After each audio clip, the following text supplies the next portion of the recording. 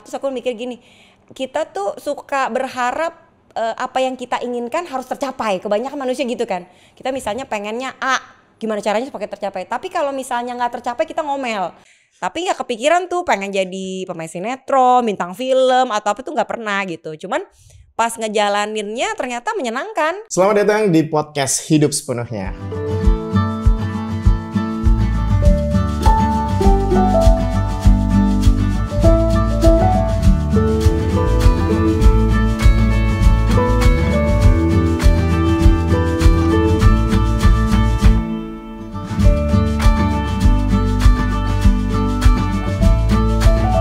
Sudahkah kamu menjalani hidup sepenuhnya? Selamat datang di podcast Hidup Sepenuhnya, podcast tentang merasakan, mengingat, dan memaknai hidup sepenuhnya. Di episode kali ini, barengan sama seseorang yang udah malang melintang di dunia entertain. Udah main film, udah jadi artis untuk musik video klip, dan pasti terkenal di tahun 2000-an. Teman-teman, Soraya Larasati. Wih, malang melintang ya. Malang melintang. Kebetulan saya emang genset. Kan dibutuhin di segala lokasi syuting ya. Betul. Mbak Laras, apa kabar? Alhamdulillah baik. Mbak Laras ini kan terkenal di dunia entertain tahun 2000-an tentunya. Betul. Saya nggak usah nyebut umur tapi ngikutin banget Iya. karya-karyanya Mbak Laras. Betul. Tapi kayaknya masih banyak nih anak-anak yang belum tahu. Soraya Larasati. Iya, karena mereka baru lahir di tahun 2000. Bener. Apalagi Gen Z. Boleh cerita nggak sih Mbak dulu awal mula karir terjun di dunia entertain itu seperti ya. apa? Jadi awalnya di 2001 waktu itu ikutan kayak pemilihan majalah gadis waktu itu. Jadi waktu itu kan emang kayaknya orang tuh kalau mau jadi public figure ya maksudnya bekerja di entertainment itu kan harus melalui pemilihan gitu ya zaman waktu itu ya, belum ada yang namanya sosial media kayak sekarang gitu. Biar orang tahu ya harus ikut kayak kompetisi, mau Putri Indonesia kayak atau mau ikut semacam itulah ya, pemilihan kontes kecantikan gitulah. Waktu itu kan masih remaja. Kalau aku sih waktu itu seru-seruan aja ya, karena kan masih sekolah.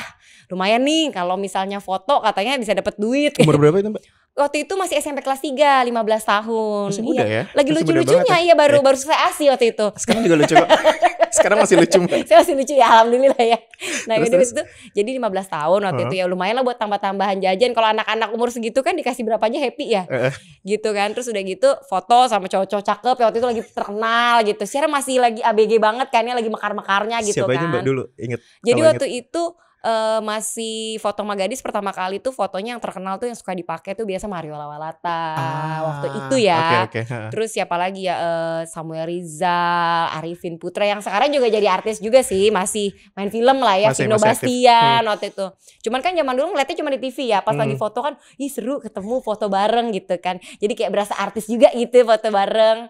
Pada saat itu sih lebih ke situ ya, karena kan masa remaja pengennya happy terus enaknya tuh ternyata ikut kompetisi kayak gitu tuh jadi mandiri. Yang biasanya kan kalau anak-anak umuran segitu ya udah semua kerjaannya sekolah, les, paling ikut aktivitas di organisasi sekolah, udah gitu kan. Nah kalau ini tuh aku ngerasa jadi lebih punya networking, membantu banget gitu. Pada saat itu walaupun belum ngerti tuh apa itu networking tuh nggak ngerti, tapi kan jadi kenal sama ya sesama selebriti gitu kan. Terus casting bisa ada peluang masuk ke TV juga gitu kan. Itu tuh didorong dari orang tua Mbak atau keinginan sendiri? Awalnya orang tua yang ngingetin kan, karena masih kecil kan waktu itu kan baru umur 13 kan, lihat dia suka baca majalah gitu. Zaman dulu kan masih majalah-majalah ya, belum ada internet gitu kan, paling cuma tontonan kita tuh hiburannya TV gitu kan ya. TV juga kayaknya stasiun TV masih 3 kali ya, belum sebanyak sekarang gitu. Dan sekarang udah digital kan segala macam. Tapi udah zaman berwarna kan Mbak, bukan masih udah alhamdulillah. Itu 2001 ya. Udah berwarna. Yuk, tahun 60 kali ya, 50 yang masih hitam putih. Terus berarti gitu. orang tua ngedorong. Jadi pas itu dia bilang lumayan nih kamu, maksudnya siapa tahu kan kita nggak ada yang tahu ya, peluang kan bisa datang dari mana aja, dicoba aja dulu gitu kan. Waktu harusnya kan dimulai dari 13 tahun kalau gak disampul. Cuman karena 13 tahun tuh kayak ngerasa tuh belum pede waktu itu. Aduh gak aku masih kelihatan orang foto-foto majalah kan cantik-cantik ya. Kayaknya ngerti dandan apa enggak. Terus kata papa gak apa-apa kan di sana diajarin gitu kan. Belum tentu juga keterima, pede banget lo katanya gitu kan.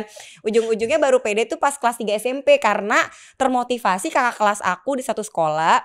Sekarang mungkin pada tahu juga kali ya si Giwi Umala. Tahu. Nah si Giwi Umala itu kan satu sekolah sama aku. Cuman dia SMA beda 3 tahun di atas aku. Aku SMP kelas 3, dia tuh SMA kelas 3. Tapi waktu itu dia kalau gak salah di SMA kelas 2 apa kelas 1 gitu, dia menang juara gadis sampul. Jadi ternyata di bisa ya di sekolah aku, satu sekolah kan. Oh ternyata masih ada kemungkinan nih, kita satu sekolah aja ada yang menang gadis sampul. Kalau dulu kan kayak ngeliatnya jauh banget gitu, ngeliat Dian Sastro bisa menang, siapa lah itu kan kayaknya gak mungkin lah ya. Tapi ngeliat kayak satu sekolah ada yang menang gitu kan, jadi kayak ngerasa berarti bisa juga nih kesempatan dicoba, kenapa enggak gitu. Akhirnya ngikut. Waktu itu setelah Sigi menang, tahun depannya masih telat ngirimin pendaftaran. Tahun 2000 Sigi kan kalau gak salah Sigi itu 99 ya menang ya, 2000 telat ngirim pendaftaran. Ya udah nggak apa-apa, kata papa kan yaudah 2001 aja tahun depan gitu, siapa tahu maksudnya bisa masuk. Ternyata masuk bener, masuk sampai ke finalis, di karantina gitu-gitu. Berarti aku kayak ngerasa emang kadang-kadang mimpi, cita-cita itu bisa loh kenyataan loh, kenapa nggak dicoba gitu. Waktu dulu kan kalau nggak nyoba ya nggak bakal di entertainment sampai sekarang gitu kan. Gitu. Berarti gadis sampul tuh kalau bisa dibilang tuh kayak gerbang pembuka ya di zaman dulu Mbak ya. Pada saat itu aku ngerasa sih pintu ke entertainment tuh awalnya bener-bener dari gadis sampul. Dari gadis sampul. Karena dari situ kan diajarin segala macam ya kalau misalnya casting kayak gimana, terus harus dandan kayak gimana, dandannya yang simple anak remaja umumnya harusnya kayak gimana. Jadi tahulah harus bertutur kata kayak gimana. Walaupun masih kaku, tapi paling enggak udah basic-basicnya tuh diajarin. Ke pas lulusan gadis sampul tuh ada kayak semacam training gitu loh, belajar kalau misalnya casting tuh pakai baju kayak gimana, datangnya kayak gimana gitu. Tapi dasarnya tomboy gak sih? Tomboy banget. Justru bingung gitu waktu itu tuh kayaknya sulit gitu loh, maksudnya ngikutin itu, dan ada rasa minder ya karena kan rumah aku tuh jauh banget waktu itu, masih Jakarta Barat, sedangkan kalau casting tuh harus di selatan. Dan zaman dulu tuh kan jalurnya tuh aksesnya kan nggak semudah sekarang ya, banyak tol, banyak macet di mana-mana. Jadi kayak perjalanan pulang sekolah, yang udah pulang sekolah kan tahu sendiri, pulang jam 3 sore, harus casting lagi, belum ulangan, belum PR, tuh kayaknya berat gitu. Dan dulu bahkan Mbak Soraya tuh pernah ada momen dimana kuliah sambil kerja juga. Betul. Nah akhirnya tapi kan ternyata dari sekian juta casting tuh cuma diterima berapa kali. Ada pasti gitu ya. Mbak Laras tuh banyak gagalnya juga. Gagal banget karena kan casting itu ya bisa dibilang emang harus jam terbang ya, jam terbang juga. Terus waktu itu kan masih kecil ya, belum tahu gimana berbicara depan publik yang enak. Terus belum kenal dirinya gitu loh. Kayak kita kan kalau udah makin dewasa makin tahu ternyata strength kita di sini nih, kita harus bisa ngasah di bagian ini. Jadi nggak perlu ngasah di bagian yang kita nggak punya strength point gitu. Nah waktu kecil mana tahu itu.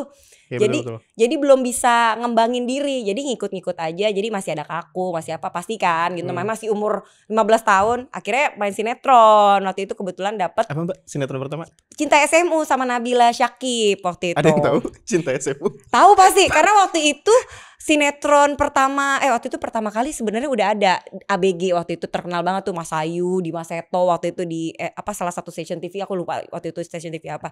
Udah terkenal karena kan yang sama Hengki Kurniawan bukan sih? Iya waktu itu tuh. Tapi itu kan boom kan sinetron. Nah dibikin lah, biasa lah kalau Indonesia ada yang boom kan pasti bikin kompetitor. Formatnya sama. hampir mirip. Nah dibikin di stasiun TV tetangganya ya, aku sama Nabila Syakib gitu sama Faisal. Itu juga boom juga karena beda konsep gitu kan. Yang lagi boom-boomnya anak-anak SMA-an gitulah waktu itu, gara-gara AADC boom. Nah itu jadi bikin sinetron yang mirip-mirip setipe lah gitu, seformat gitu. Sih. Tadi aku penasaran sih, Mbak Laras kan sempat mention bahwa ya kalau mimpi tuh kalau nggak dicoba nggak akan pernah tahu akan kesampaian atau enggak. Betul. Sebelum terjun ke dunia entertain, ke gadis sampul, emang waktu kecil kepengen jadi apa atau pernah punya mimpi? Dari dulu tuh, dari kecil ya sebenarnya cita-citaku tuh pengen jadi pramugari. Pramugari. Kenapa Mbak? Karena ngeliat orang pramugari tuh cantik-cantik kan, maksudnya rapi gitu. Terus kan dandanannya rapi, terus dia bisa jalan-jalan terus ke luar negeri. Terus denger-denger juga waktu kecil kan kalau ada yang pramugari, kebetulan kayak papa tuh punya temen gitu pramugari tuh enak loh, gajinya gede gitu untuk orang kerja yang jalan-jalan terus bisa jual-jual barang juga gitu, gajinya gede pada saat itu ya gitu. Kayaknya menarik ya kalau bisa, maksudnya bisa jadi pramugari, terus bisa jadi banyak bahasa gitu kan, karena kan sering-sering pergi ke berbagai negara gitu pada saat itu kecil-kecil. Jadi oh iya pengen deh jadi pramugari gitu, seru ya kayaknya. Tapi gak kepikiran tuh pengen jadi pemain sinetron, bintang film atau apa tuh gak pernah gitu. Cuman pas ngejalaninnya ternyata menyenangkan, karena pas di entertainment itu kan kita jadi kenal banyak karakter. Networking sih yang paling berasa ya. Jadi dengan adanya, jadi pada saat itu juga aku gak punya ambisi apa-apa pengen jadi seseorang sih. Jadi gak punya motivasi pengen jadi dapat awards gitu, nggak pernah sih dari dulu. Emang ngejalaninnya bener-bener let it flow aja, dapat sinetron hayu seru-seruan, tahu-tahu dapat lagi pekerjaan berikutnya, terus baru ngerasain tuh lumayan ya, ternyata bisa punya tabungan pada big number kan Mbak. Pada Zaman saat dulu, itu umur karena 15 ngerasa tahun. kita masih umurnya di bawah umur ya kan masih belas-belasan waktu itu kan. Jadi bisa biayain sekolah sendiri sampai kuliah waktu itu. Umur 15 tahun waktu honor pertama dipakai buat apa Mbak? Kan honor pertama dari majalah banyakan ya, itu masih nilai-nilai kecil lah ya. Orang kayaknya seinget aku ya, foto cover majalah Gadis aja cuma 300.000 cover. Kalau kayak 300 400.000 ya. Terus kalau misalnya segituan lah. Pada saat itu kan nilainya untuk anak SMP tuh gede ya. Gede banget Mbak. Pada saat itu. Tapi kalau kayak foto-foto dalamnya kan suka ada tuh editorial lah, fashion gitu-gitu kan. Itu paling di bawah itu paling 100-an berapa ya. Kalau tapi kan karena kita fotonya sering, di total dia kan ada tuh kayak masih ke kasirnya gitu. Jadi kita ngajuin kayak bond. Kita kan setiap foto kita tanda tangan pakai bond. Berarti gitu. kayak film di warkop gitu Mbak ya? Masih yang gitu. Kita ngasih slip terus baru dicairin jadi cash. Iya betul, dicairinnya ada tanggalnya setiap hari apa gitu. Kita bawa bon-bon itu setiap kan ada kayak bon itu tanda tangan dicairin gitu. Misalkan setiap aku lupa di hari Jumat atau apa jadi dicairin gitu. Lumayan. Dan dicairinnya masih berbentuk cash karena kan kita di bawah umur nggak punya rekening. Iya juga ya. Dan kita kan belum ada m-banking, belum ada apa. Dompet-dompet digital tuh belum ada. Belum ada, jadi bener-bener cash masih yang pakai amplop gitu. Jadi dipakai jajan. Konflik-konflik penyebutan yang bener Qris atau Kris tuh belum ada. Belum ada, ini baru sekarang gara-gara pandemi itu juga kan ya. Jadi masih gitu. Mbak pasti kan banyak banget tuh karya-karya Mbak Laras saat itu film, sinetron. Juga tadi Mbak Laras kan sempat mention walaupun pengen jadi pramugari cuman akhirnya terjun di entertain karena pengen jalan-jalan. Cuman pada akhirnya dunia entertain ngebawa Mbak Laras akhirnya jalan-jalan juga kan, dibayar secara gratis juga kan. Bener. Jadi ya, makanya aku bilang sih apa ya namanya, kita nggak pernah ada yang tahu tuh masa depan kita kayak gimana. Memang kalau peluang depan mata harus dicoba aja sih, selama itu peluangnya positif ya gitu. Jadi kalau kita memang ada kesempatan, kita coba, terus prosesnya dinikmatin karena memang proses nggak seindah itu ya. Kadang orang kan pengennya hasil ya, ih si A ikut ini bisa langsung terkenal, misalkan kayak let's say waktu itu kan Gadis Sambul lah ya, maksudnya secara memang gerbang pembuka kan ya, yang ya you name it lah, Gadis Sambul banyak yang top dari sana kan, tapi kan langsung bambum misalnya kayak Dia Sastro langsung main film ini itu segala macam. Kita nggak bisa bandingin setiap rezeki orang masing-masing gitu. Cuman tapi kan tetap aja rezeki pembuka dari situ. Tinggal kita gimana ngolahnya lah gitu. Nah, yang ngebuat let's say lah ya Mbak, artis-artis atau public figure itu supaya namanya terus konsisten tuh karya. Sebenarnya karya sih. Sebenarnya karya. Karena bisa dibilang banyak juga yang jebolan dari Gadis Sampul, banyak juga yang mungkin gak terlalu ini kali ya. Betul, tapi intinya balik lagi. Kalau Mbak Laras sendiri apa waktu itu?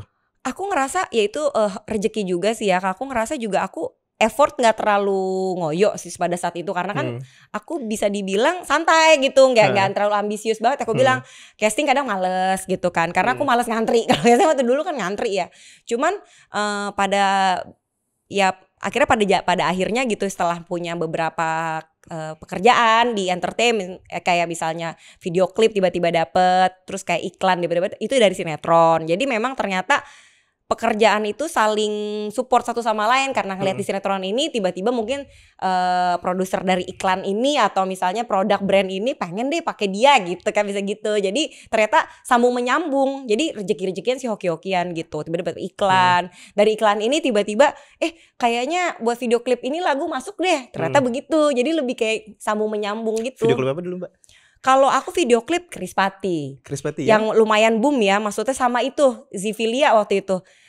Yang IC Teru itu lumayan boom banget. Iya. IC Teru Mbak Laras ya? Boom banget. Sampai kayak di setiap infotainment itu ada muka gue. Sampai gue bingung. Ya karena kan infotainment biasa zaman dulu kan selalu yang lagu-lagu hits tuh jadi kayak back soundnya. Misalnya di openingnya atau infotainment zaman waktu itu ya, nggak tahu sekarang udah jarang nonton sih. Sama closingnya tuh pasti ada. Itu berminggu-minggu waktu itu. Kalau nggak salah pas ke video klip IC Teru tuh Mbak Laras juga sempat main FTV. Itu lagi lumayan banyak kerjaan sih. Scoring musiknya juga IC Teru kan? Iya, lagi banyak banget tuh. Karena memang, nah itu lagi sibuk-sibuknya tuh memang aku ngerasa tuh setelah lulus SMA, kuliah. Karena kan kuliah waktunya lebih fleksibel ya. Waktu SMA tuh rada-rada dikurangin casting-casting sama kerjaan. Walaupun masih sinetron, cuman dipilih gitu, kayak cuman 2 sinetron gitu. Karena masih weekly kan, bisa ngambil 2 judul. Tapi gak semua diambil karena waktunya. Sekolah kan gak boleh banyak bolos, gak boleh banyak izin. Mau photoshoot aja tuh agak dipersulit lah sama kepala sekolah, kayak izin misalkan istirahat kedua pulang ya ada foto tuh mereka tuh nggak suka gitu karena kita kan takut nggak naik kelas atau nggak lulus, jadi ya udah nurut-nurut aja deh. Nah pas udah lulus SMA ke kuliah, jadi udah lebih fleksibel ya. Kayak kerjaan tuh semua mau diambil gitu. Ya FTV makanya hampir tiap minggu. Waktu itu lagi sering FTV sih.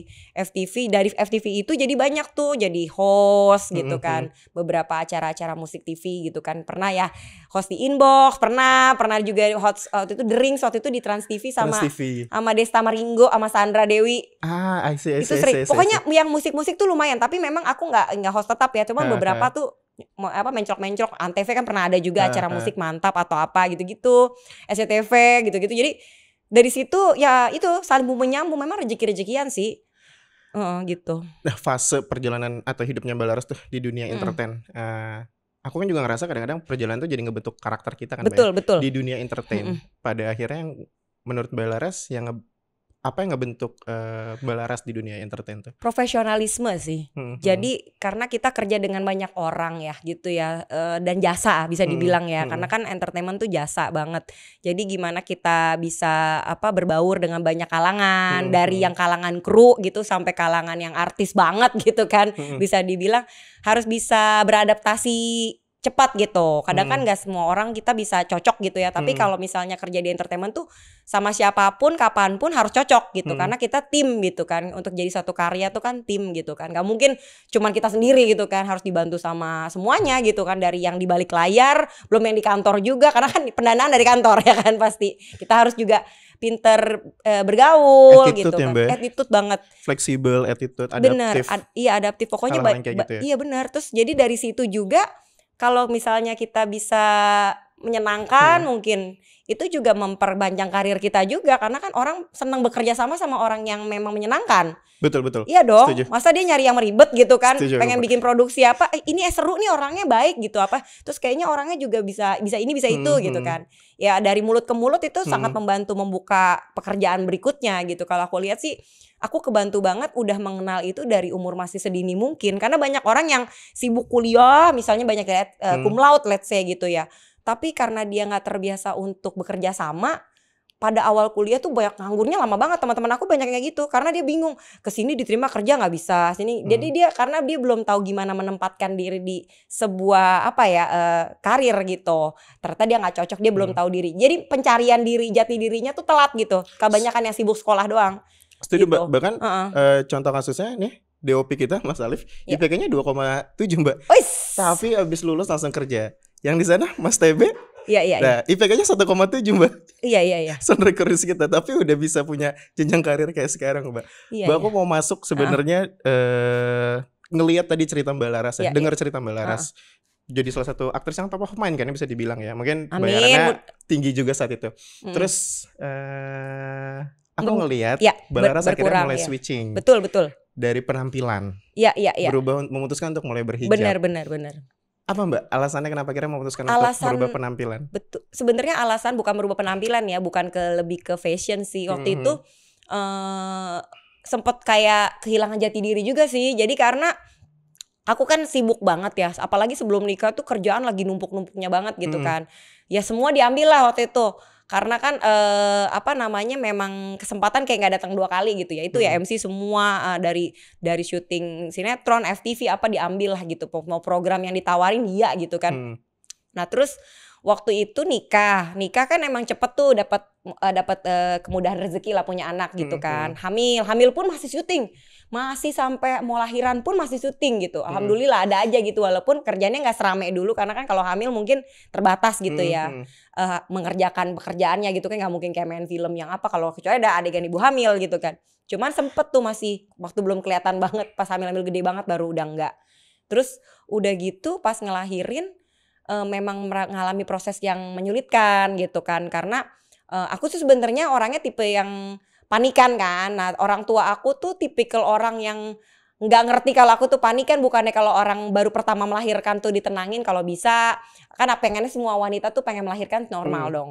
Jadi orang tua aku tuh ternyata pro sesar sekali. Mereka tuh pengen banget aku tuh sesar aja udah, gak usah sulit-sulit gitu kan.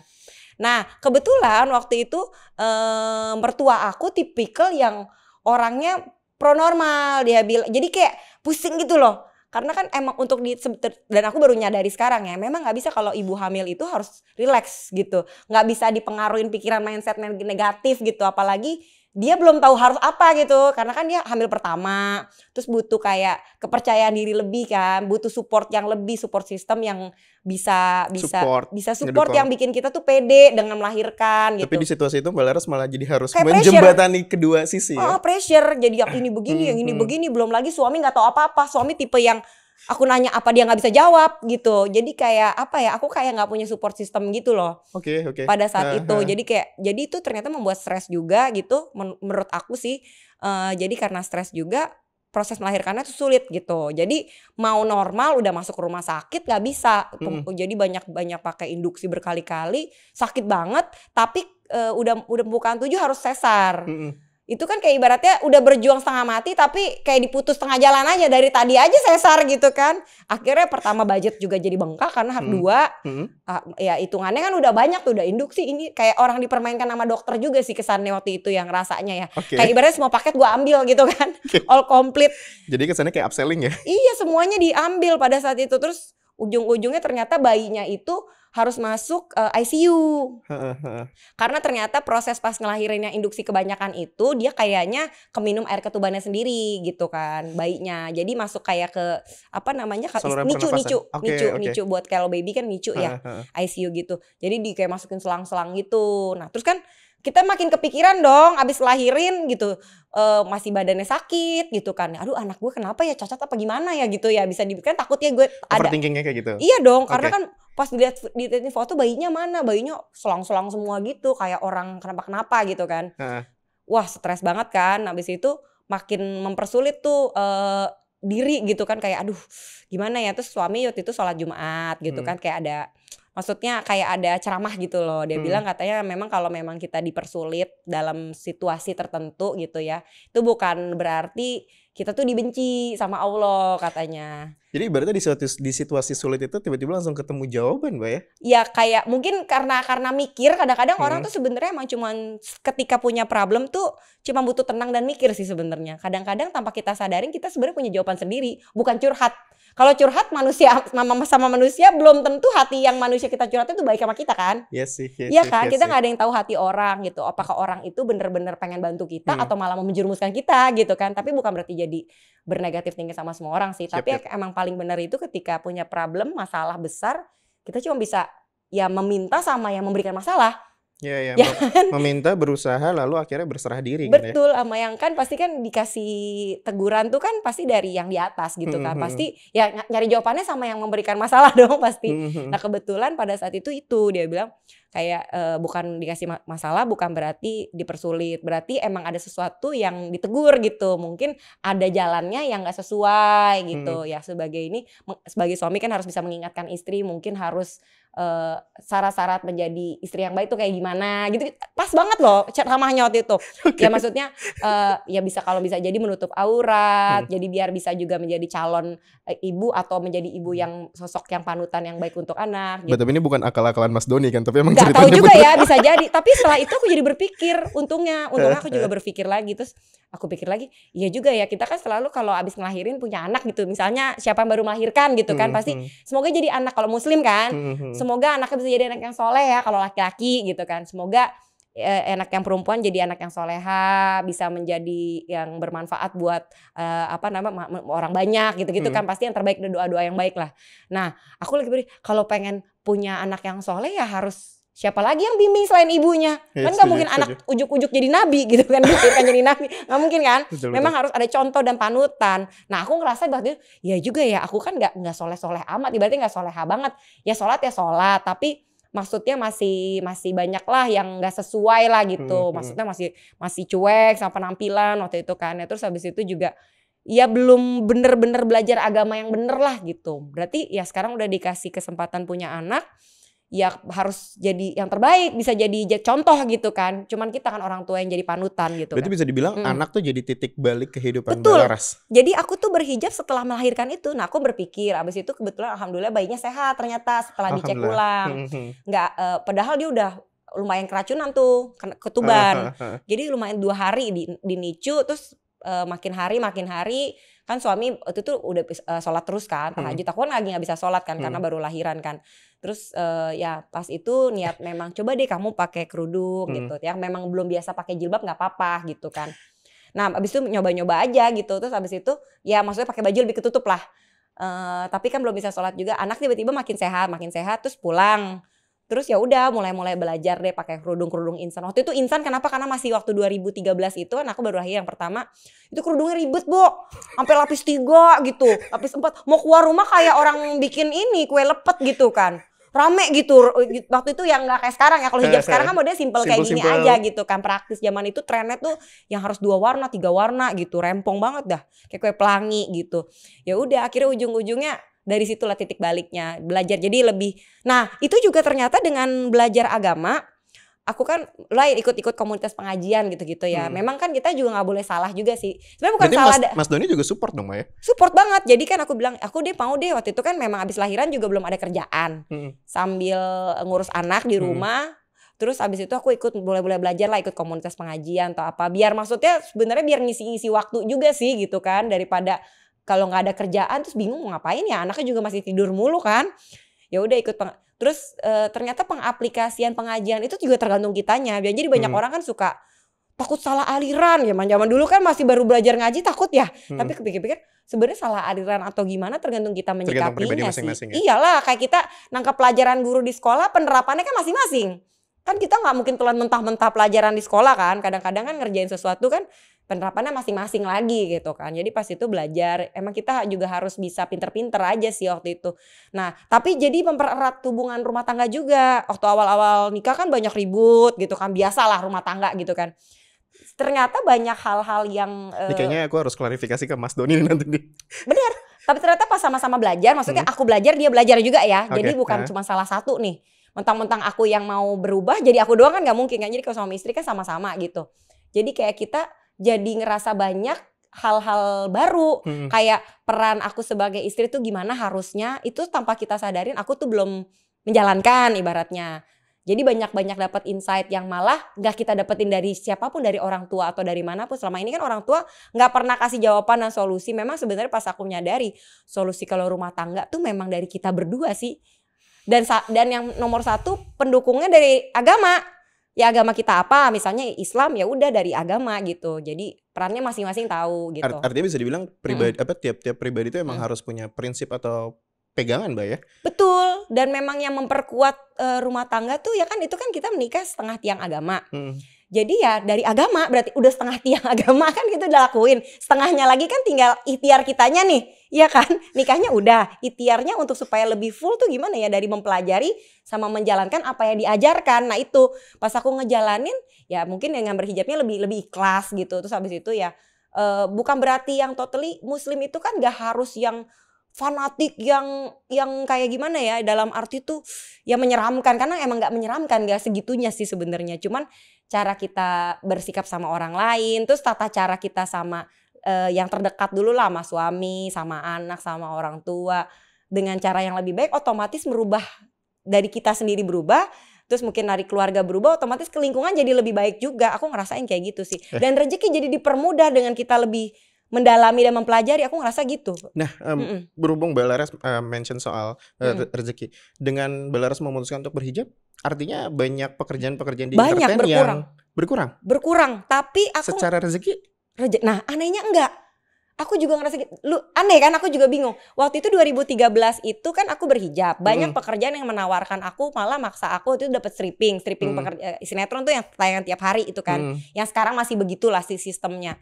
Banyak yang bilang memang stripping itu ibarat ladang duit lah.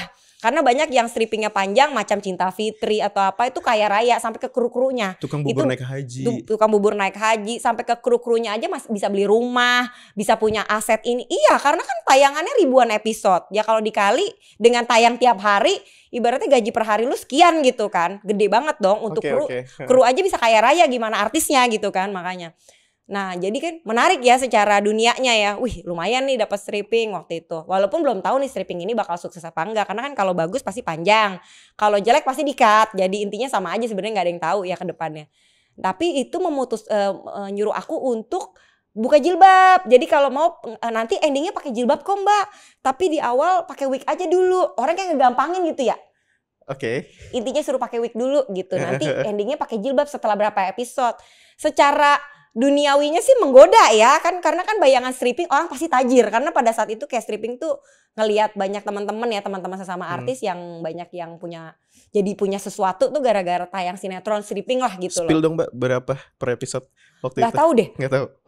Waktu itu nggak, dia belum nawarin harga karena baru nawarin kerjaan doang. Baru nawarin kerjaan. Cuman dengan tapi kan dipikir dengan tayangan tiap hari pasti kan dikali, misalnya let's say 5 juta aja per setiap hari udah berapa tuh? Gede banget sih.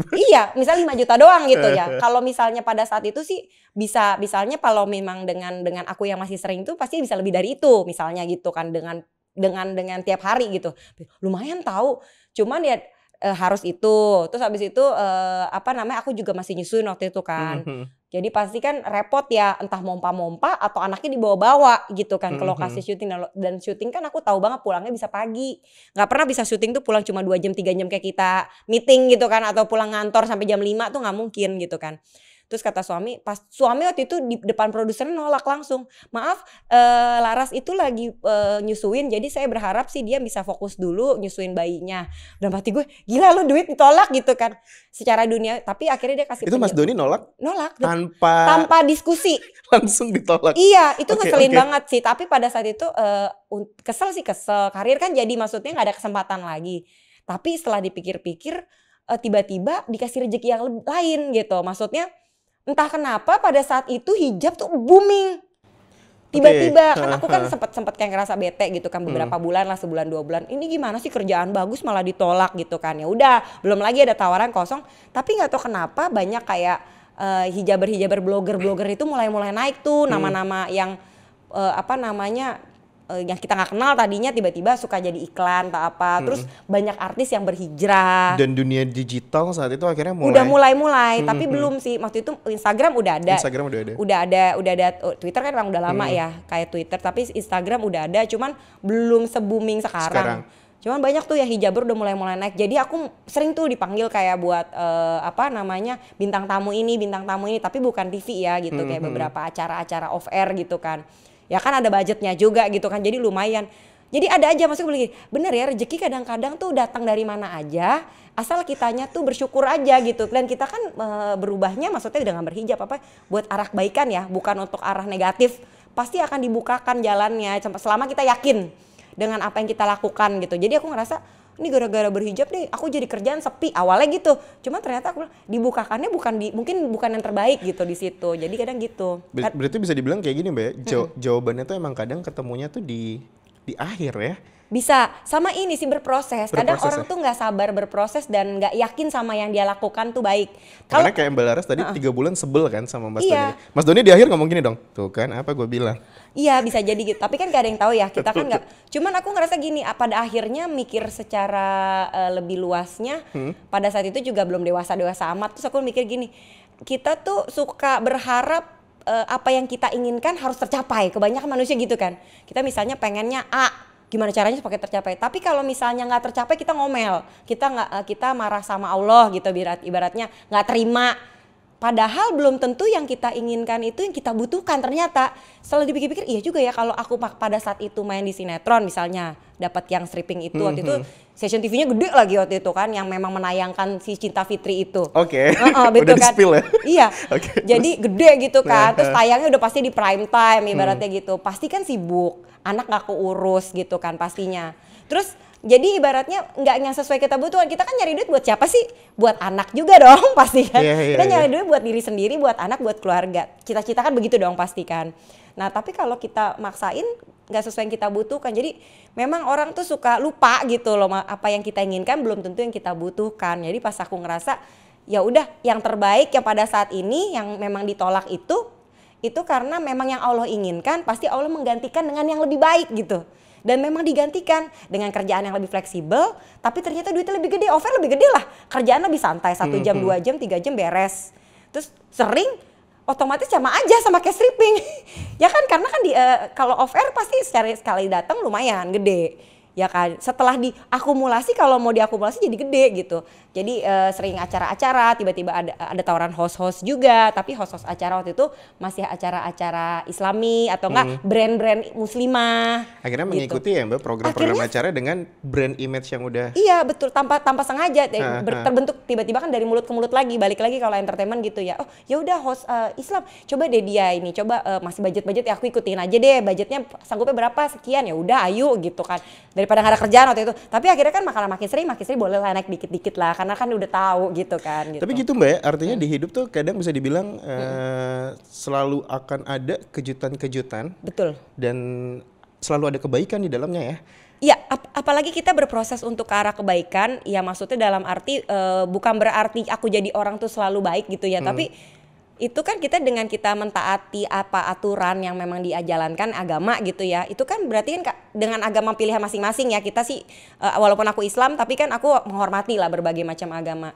Kalau arahnya baik pasti dimudahkan gitu, tapi kalau arahnya nggak baik pasti dihalangi. Apalagi kita juga hatinya niatnya kan baik ya, kecuali kita punya niat nggak baik gitu kan. Jadi selalu yakin aja yang terbaik itu pasti yang dipilihkan sama Allah. Misalkan kita punya niatan maunya A, nggak terjadi, itu jangan pernah kita tidak bersyukur sih. Mungkin bersyukur aja, alhamdulillah mungkin ini nggak terbaik buat aku. Itu sih aku yang ngerasain sekarang. Kalau yang terbaik buat aku pasti dimudahkan gitu. Aku selalu kayak gitu. Sekarang jadinya begitu terusan. Ketika gagal sebuah project atau misal ketika gagal sebuah usaha, kan bisnis sama suami juga banyak tuh yang flop, ada lah bisnis-bisnis yang flop. Jadi aku sama suami tuh bisa bukan relax ya, bete juga ada sih. Nah, manusiawi, apalagi ditipu orang apa itu pasti ada bete. Tapi berpikir mungkin ini nggak terbaik buat kita. Kalau kita di sini mungkin itu menjadikan kita nggak jadi orang yang lebih taat. Jadi berpikir begitu. Pas akhirnya jadi lebih ikhlas lah sama apapun kejadian. Nah begitu aku ikhlas, akhirnya sama suami dibukakan lagi jalan baru yang ternyata malah lebih menghasilkan daripada yang kemarin kita usahakan. Itu sering terjadi dalam hidup kita gitu. Mbak, dari perjalanan Mbak Laras tadi, berhubung episode season ini tuh ngebahas tentang kejutan kebaikan, relate sama value-nya Ayo Bantu soal merajut kebaikan. Betul. Kejutan kebaikan apa di hidup Mbak Laras yang Mbak Laras masih ingat sampai saat ini dan bisa dibilang akhirnya ngerubah fase hidup Mbak Laras ke depannya? Ada nggak? Kejutan kebaikan ya bisa dibilang ya itu termasuk yang tadi aku ceritain kali ya gitu ya. Kan kita nggak ada yang pernah bisa menebak gitu loh. Maksudnya dengan aku berusaha untuk ibaratnya gimana ya, dunia yang udah convert gitu ya. Maksudnya dengan dunia karir aku yang udah convert, aku bisa nyari duit sendiri dari usia masih belasan tahun, udah punya ibaratnya aset apa sendiri gitu.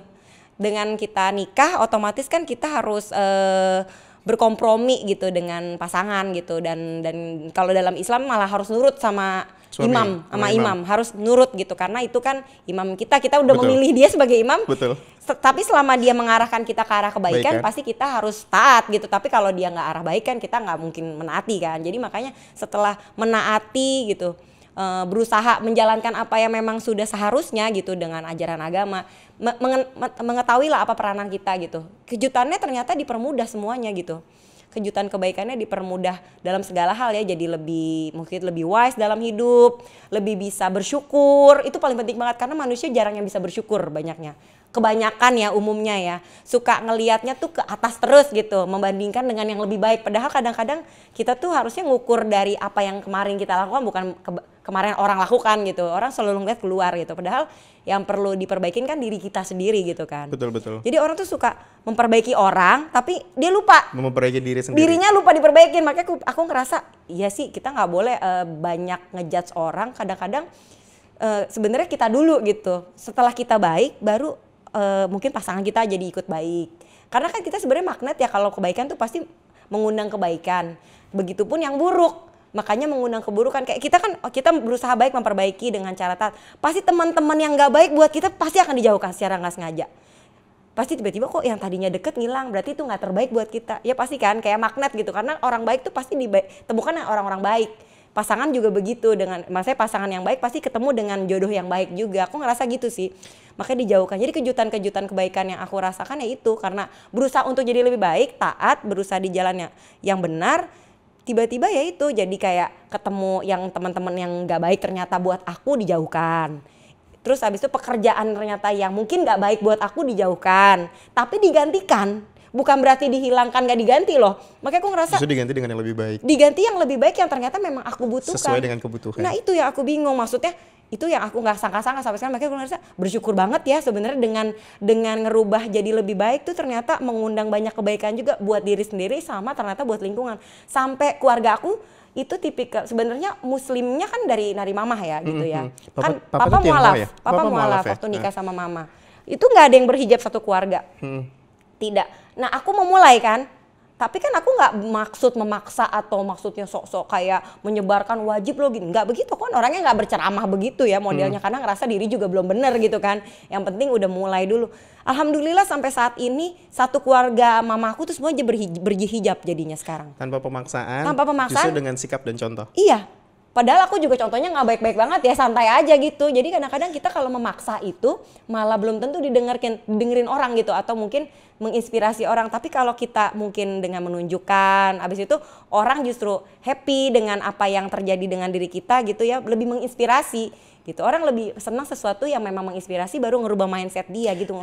Jadi bisa dibilang kejutan-kejutan kebaikan di kehidupan Mbak Agnes tuh banyak Mbak ya, nggak 1, 2 banyak doang banget. Ya. Dari berbagai macam proses sampai akhirnya ada di betul. Mbak Laras saat 10 ini. 10 tahun terakhir inilah pokoknya sejak yang aku berhijrah kan 2013 kan 2023 kan 10 tahun terakhir ini tuh luar biasa banget. Banyak banget pelajaran yang aku alamin. Termasuk tiba-tiba jadi masuk ke olahraga, apa itu bener-bener kayak jalan Allah aja gitu. Nah Mbak, terkait kejutan kebaikan tadi kan Belara sempat mention berarti kejutan kebaikan itu didapatkan nggak 1, 2 kali tapi dari berbagai momen terutama betul. 10 tahun terakhir kan ya. Iya. Tapi gue penasaran sih Mbak, perubahan yang terjadi di kehidupan Mbak Laras di dunia entertain dulu sampai di saat ini menjadi seorang ibu dari 2 orang anak ya. Betul, 2 orang Mbak anak. Yang membedakan itu?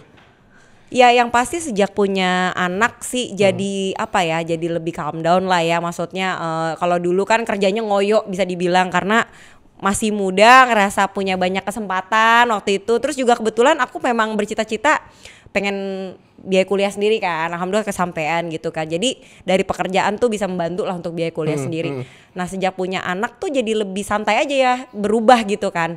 Fokusnya jadi lebih pengen jadi panutan buat anak gitu kan. Juga jangan sampai anak tuh nggak punya sosok ibu lah, ibunya sibuk tapi ibaratnya bukan sibuk yang buat mereka, sibuk buat diri sendiri gitu, yang aku takutkan gitu kan. Makanya jadi prioritas berubah, terus mindset juga berubah, banyak semua hal sih, semua hal benar-benar berubah sejak punya anak. Terus yaitu sekarang jadi lebih menjalankan kehidupan walaupun aku sebenarnya bukan yang biarpun full time mom iya, tapi bukan yang tipikal ngintilin anak kemana-mana ya, karena aku pengen kan anak-anak laki-laki itu mandiri juga gitu kan, masih ada yang bantu lah gitu sebenarnya di rumah untuk ngurus-ngurus mereka juga.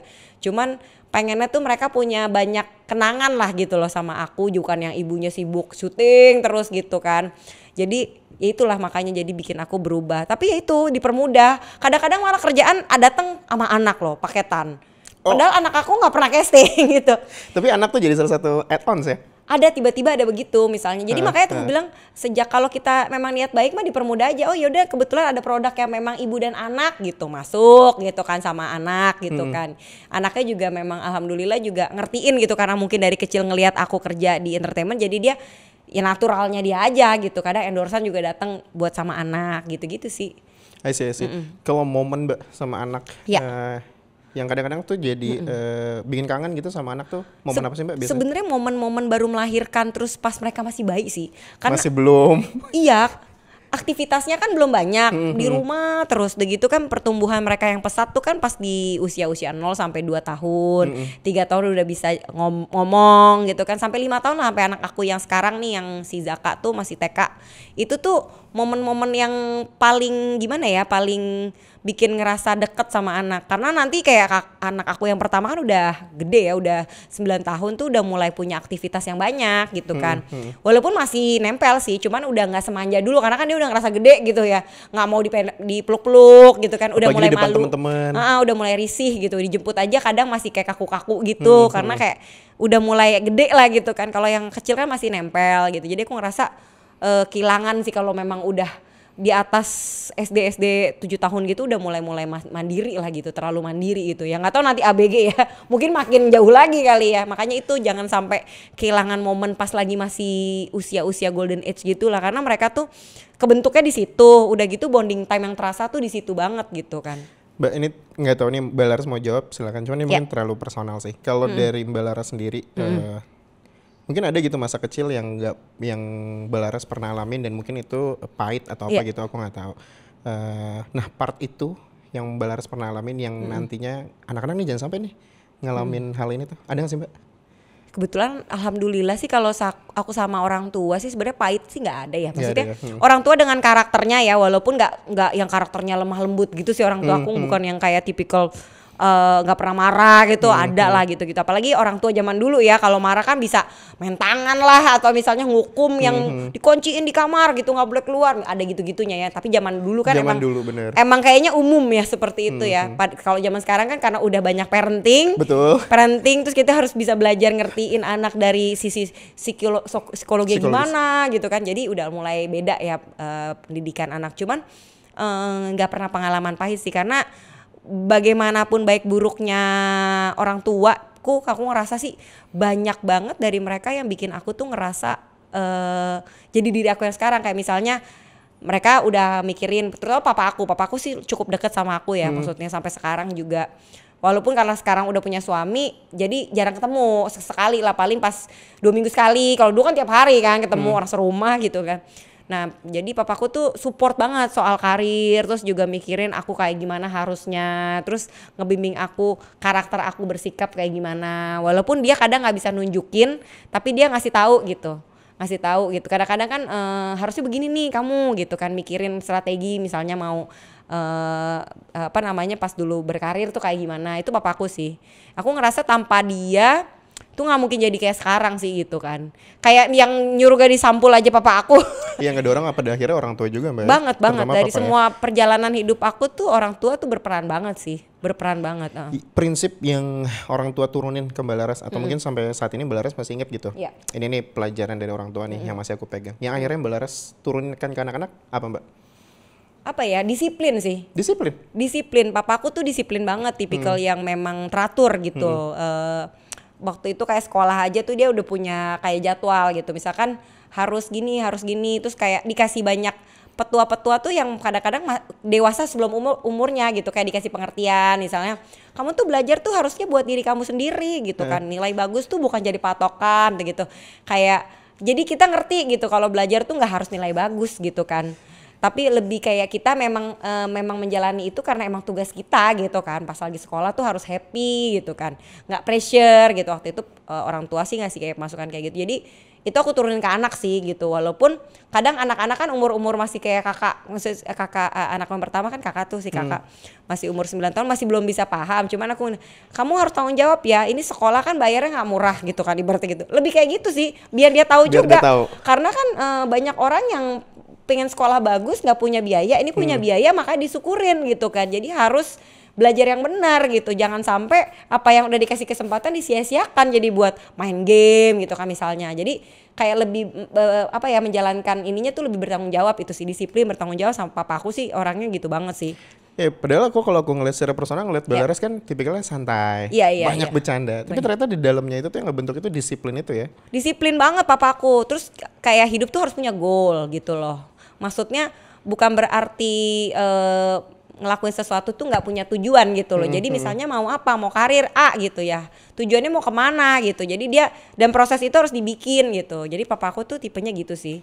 Banyak yang bikin kadang-kadang tuh di umur yang waktu masih muda aja pada saat itu tuh jadi bikin lebih dewasa sebelum umurnya sih gitu. Nah, harapan Mbak untuk Dava sama Zaka, Mbak sebagai seorang ibu ngelihat nanti pengennya Dava sama Zaka kalau udah dewasa tuh kayak gimana sih? Kalau aku sih berpikir apapun yang mereka lakukan pasti itu yang terbaik buat mereka ya. Kita kan mengarahkan, iya pasti gitu kan. Apalagi seorang ibu dan nanti suami aku juga seorang bapak kan, mungkin dia pasti kan harus ngarahin ya, ngebimbing lah gitu. Tapi apapun itu yang penting di jalan Allah lah gitu maksudnya. Mau dia jadi pengusaha, mau dia jadi apa terserah gitu. Yang penting di arah kebaikan ya, bukan yang negatif gitu. Terus ngejalaninnya itu jangan lupa sama jangan cuma dunia doang, tetap ada manfaat akhiratnya kalau bisa.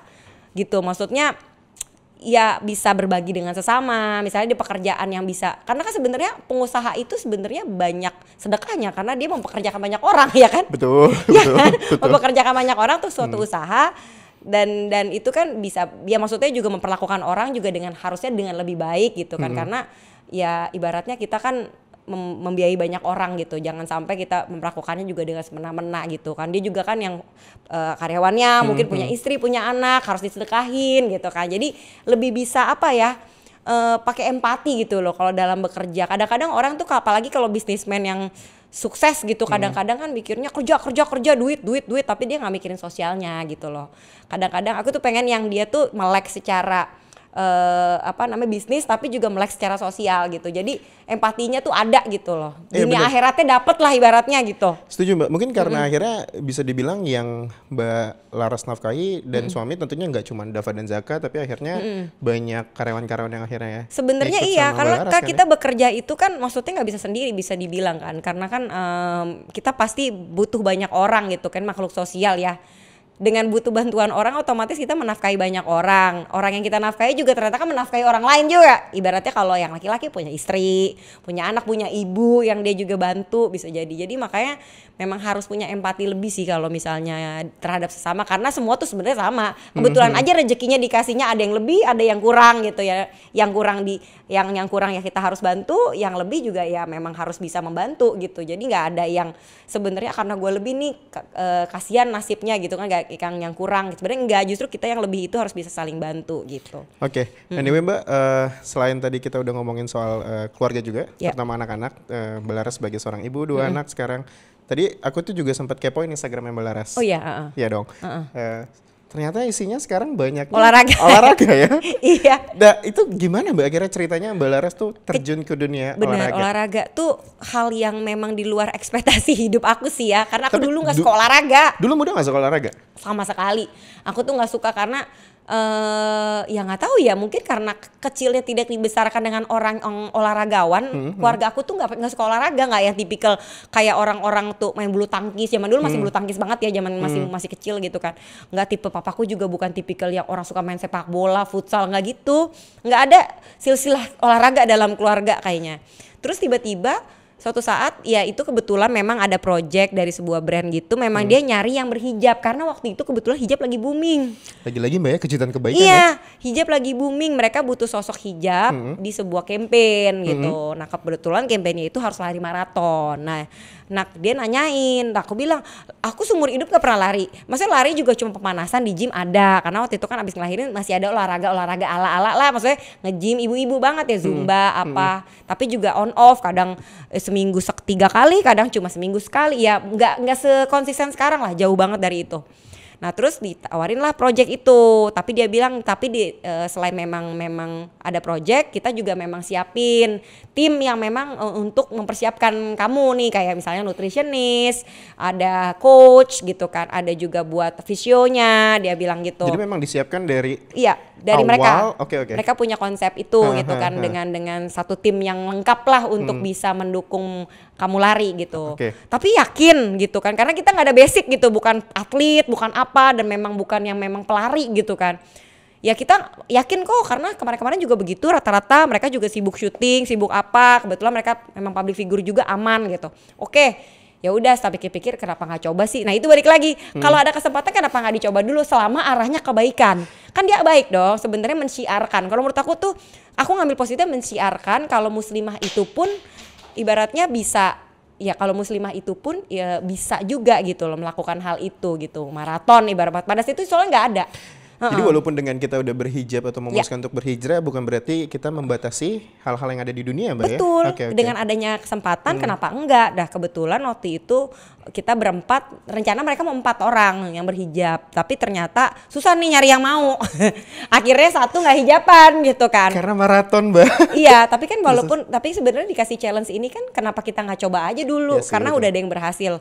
Mereka juga nggak ngarepin yang muluk-muluk kok, bukan harus gimana-gimana, nggak menang nggak apa kok, yang penting finish gitu kan. Targetnya cuma finish gitu. Walaupun awalnya ada target waktu, cuma setelah dipikir-pikir karena kita nol banget, ya udahlah penting finish under COT gitu kan, under cut off time gitu kan. 2000 berapa itu? 2019. 2019. Okay. Acaranya 2019, tapi kan karena maraton tuh kan biasa 3 sampai 4 bulan sebelum latihan. Ya? Mulai trainingnya tuh di 2018 akhir. 2018 November deh kalau nggak salah. Bagi aku sih itu menyiksa ya pada saat itu, karena kita kan basicnya nggak pelari, terus udah gitu latihannya lumayan intens gitu kan, seminggu berapa kali lari terus gitu kan, terus pengetahuan lari nolnya gitu kan. Sampai muntah nggak, Mbak? Enggak. Kalau itu enggak, cuman tapi sempat cedera ya, ada ankle karena salah pakai sepatu gitu kan. Ya itulah karena minimnya wawasan. Sebaiknya memang kalau ketika kita nerima job, baiknya di searching dulu ya, riset dulu deh baiknya. Jadi jangan terima mentah-mentah karena PD udah ada tim ya udah gitu, jangan mau juga langsung begitu. Sebenarnya kita juga sambil mempelajari. Nah itu akhirnya ngejalanin lah maraton di sana, finish, alhamdulillah finish strong. Waktunya sih biasa aja sebenarnya, nggak kenceng-kenceng amat. Berapa, Mbak, dulu? 5:02, 5 jam 2 menit. 5 jam 2 menit full maraton. Kalau sekarang podium terus ya? Enggak sih. Enggak sih, maraton aku sejujurnya baru 2 kali loh. Jadi pas yang 2019 itu Tokyo, yang kedua kan pandemi 2 tahun kita, 2020-2021 kita pandemi, jadi nggak maraton. Maraton kedua tuh kemarin Chicago 2022. Chicago 2022. Iya, memang waktunya memang jauh banget sih kepotongnya. Tapi yang terakhir aku lihat di Instagram podium kan?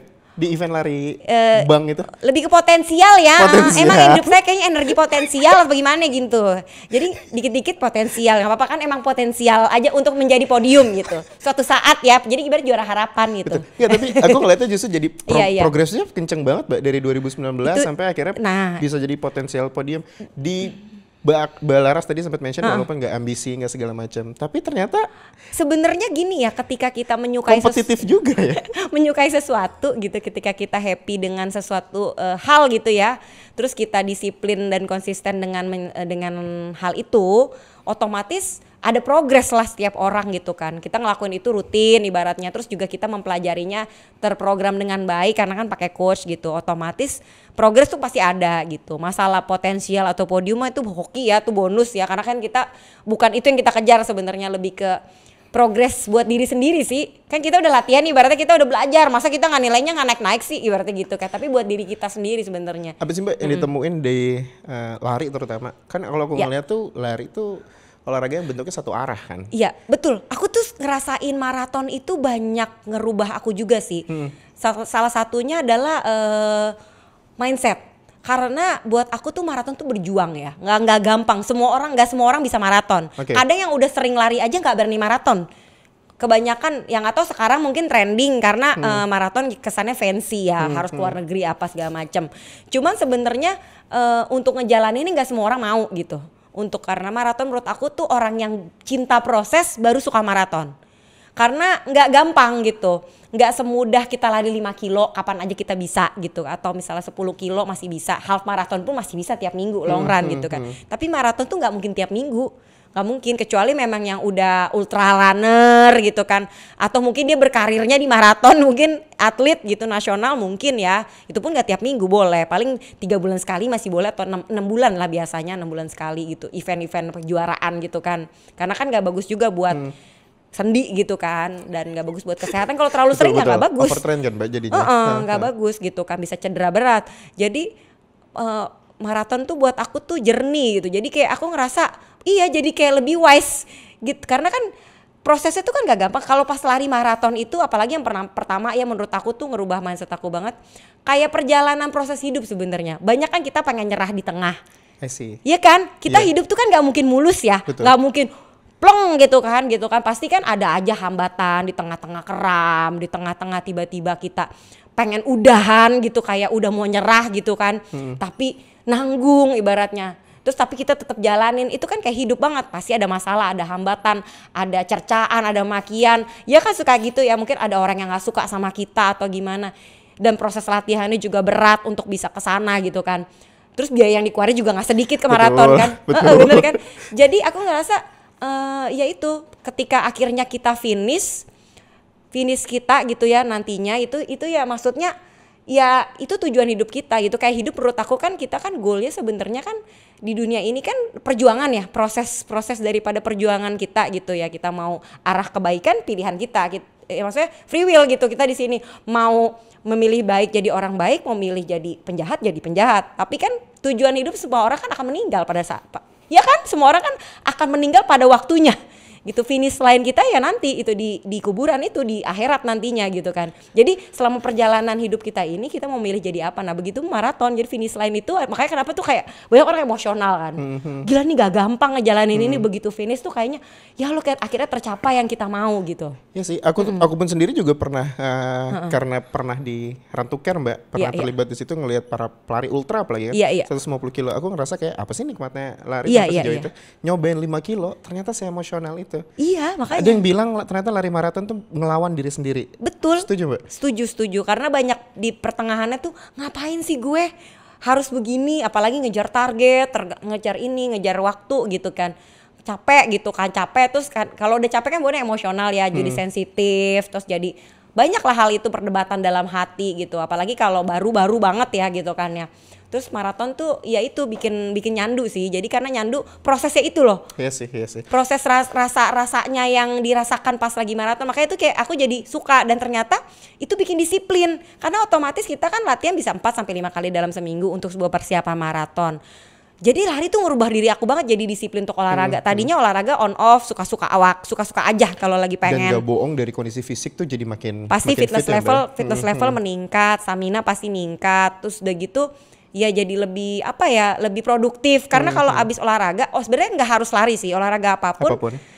Setiap abis olahraga pagi tuh kayak lebih endorfin kan ada, jadi kita kayak lebih produktif gitu, jadi lebih kreatif, terus jadi orang pribadi yang lebih baik. Kenapa? Karena orang-orang lari itu rata-rata pasti ngomonginnya lari sama lari juga kan gitu, nggak yang gimana gitu, nggak julid atau gimana. Nah sebenarnya tergantung lingkungan. Kalau ada juga yang memang tipe julid ada aja. Dan untuk masalah prestasi sebenarnya gak semua orang tuh harus berprestasi sih di lari. Ke setiap maraton harus PB nggak juga. Tapi memang setiap orang punya goal tuh masing-masing ya. Pasti pengen ada progres iya gitu. Masa sih udah latihan nggak ada progres? Cuman ya bukan untuk bersaing dengan satu sama lain sebenarnya. Kalau buat kita yang non atlet ya, kita kan bukan harus mengejar medali emas untuk Indonesia gitu kan, nggak gitu kan. Lebih kayak yang seru-seruan aja gitu, buat apa sih, lebih antusias gitu ya, sport antusias ya. Lebih kemarin fun. Waktu ngobrol bareng Coach Haidir ada statement yang menarik sih Mbak. Coach Haidir bilang bahwa olahraga itu menyatukan semua orang. Betul. Dan di fase-fase umur kita yang udah mungkin 40 ke atas, Balaras belum 40 ya? Iya. Belum. Di umur-umur itu kadang tuh apresiasi untuk diri kita tuh sejarang itu. Beda waktu zaman kita sekolah, banyak perlombaan segala macam. Nah dengan olahraga ini, lari, sepeda atau apapun itu tuh jadi apresiasi untuk diri kita. Betul. Bukan hanya dari luar tapi kadang dari diri sendiri ya Mbak ya. Yang akhirnya ngapresiasi juga ya. Iya, dengan kita progres misalnya yang tadinya nggak bisa lari 5 kilo gitu kan, bisa finish, itu kan sebuah kebanggaan buat diri kita sendiri. Jadi akhirnya lebih mencukuri diri kita sendiri gitu, punya sesuatu hal yang bisa kita banggakan. Karena kan gak semua orang tuh punya prestasi dalam karir misalnya, atau yang karirnya biasa aja misalnya, apa rumah tangganya juga biasa-biasa aja. Tapi ketika dia happy punya sesuatu yang bisa dia kayaknya sulit dapetin tuh, pasti lebih bersyukur gitu. Menurut aku sih olahraga sih bikin kita jadi lebih positif sih dalam segala hal sih. Balaras ya, olahraga bikin kita jadi lebih positif dari segala hal. Mbak, aku mau masuk, ini pertanyaan terakhir, pamungkas juga dan biasa ditanyakan ke setiap bintang tamu yang hadir. Menurut Balaras, sekarang ini Balaras sudah ngejalanin hidup sepenuhnya belum? Sepenuhnya belum sih. Yang pasti aku masih ngerasa, karena anak-anak masih kecil kali ya. Karena kan buat aku tuh, ya aku kan wanita gitu, diciptakan untuk ya bisa membimbing anak-anak aku, bisa menjadi istri yang lebih baik gitu kan. Jadi kayak belum sih, karena anak masih kecil, belum kelihatan cikal bakalnya nanti kita yang bentuk masih sekarang nantinya kayak gimana belum kelihatan. Aku merasa sukses kalau ketika anak aku bisa menjadi itu, jadi apa ya, sukses dunia akhirat gitu loh. Jadi kayak kita tuh jadi orang tua tuh ngerasa Masya Allah gitu kan. Walaupun dia ibaratnya nantinya berperan dirinya sendiri, maksudnya berjuang sendiri, tapi kan kita yang ngebimbing gitu. Ibaratnya kita yang ngasih guide, kita coachnya lah ibaratnya. Kita yang coaching, nantinya di lapangannya dia bagaimana kan sebenarnya terserah dia gitu kan.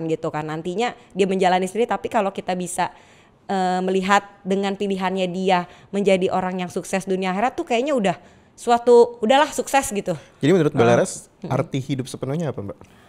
Sukses dunia akhirat. Sukses Sukses di dunia dan di akhirat, karena sebagai muslim itu harus sukses. Kenapa? Karena kita harus bisa membantu banyak orang gitu kan. Karena muslim itu kan kebaikan gitu ya. Jadi jangan sampai gak sukses. Karena kalau bagaimanapun walaupun duit bukan segalanya, tapi duit itu alat bantu untuk bisa membantu banyak orang, ya kan? Tanpa kita sadari itu sangat membutuhkan gitu kan. Buat bisa ya memang untuk bantu siapa itu memang harus ada alat bantu itu uangnya. Makanya kita harus sukses, harus kerja ikhtiar maksimal. Tapi niatnya memang untuk kebaikan ya, bukan niat untuk kemewahan atau untuk pamer, untuk flexing atau apa gitu ya. Dengan kita berbagi kan rezeki ditambahkan gitu. Jadi aku ngerasa kayak gitu. Dan ya walaupun kadang rezeki nggak berbentuk uang ya, contohnya kan dengan kayak tiba-tiba dibukakan mindset jadi lebih baik, itu rezeki juga loh. Karena nggak semua orang bisa dibukakan mindset untuk bisa bersyukur atau menjadi lebih baik. Ada yang ditutup hatinya karena mungkin dia berpikirannya selalu overthinking, negatif. Jadi hati yang kebaikannya tuh kayak positifnya tuh ketutup gitu. Ada juga gitu kan. Jadi kayak nggak kebuka gitu pikirannya gitu loh. Nggak ditemukan dengan orang-orang yang baik gitu kan, bisa jadi kayak gitu. Jadi aku ngerasa muslim itu harus sukses di dunia sih. Baru kita bisa mensiarkan hal-hal baik juga yang lebih besar lagi. Terus jangan lupa untuk akhiratnya juga. Kadang orang lupa kayak hidup selamanya gitu di dunia ini gitu kan. Apapun yang kita perjuangkan mau berapapun nilainya nanti juga nggak akan dibawa mati gitu. Sedih jadinya. Itulah.